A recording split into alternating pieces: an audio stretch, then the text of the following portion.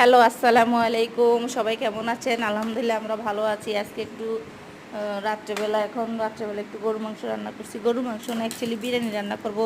তো একটু বেশি মাংস নিয়েছি, সেখান থেকে একটু গরুর মাংস আলাদা করে রেখেছি। কারণ হলো সাদা ভাত আছে, যে বিরিয়ানি না খাবে, আর বিরিয়ানি অল্প পরিমাণে রান্না করছি। বাসায় হঠাৎ দুইটা ছোট মেহমান চলে আসছে, ছোট বাবু মেহমান।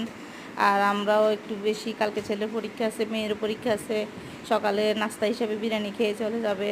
তো দেখেন তো আমার বিরিয়ানিটা কেমন হয়েছে, গরুর মাংস দিয়ে বিরিয়ানি। এই এই অল্প করে রান্না করছি, যে বাসায় এত চাউলে ছিল না, যেটা ছিল 5-6 জনে খেতে পারবে আর কি। তো আমি ভাবলাম আপনাদের সাথে একটু শেয়ার করি।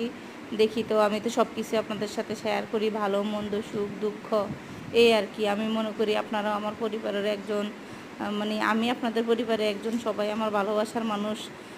তো এই জন্য দেখাই সব কিছু। আপনারা ভালো থাকবেন, এই আশায় আমি এই আশায় থাকলাম।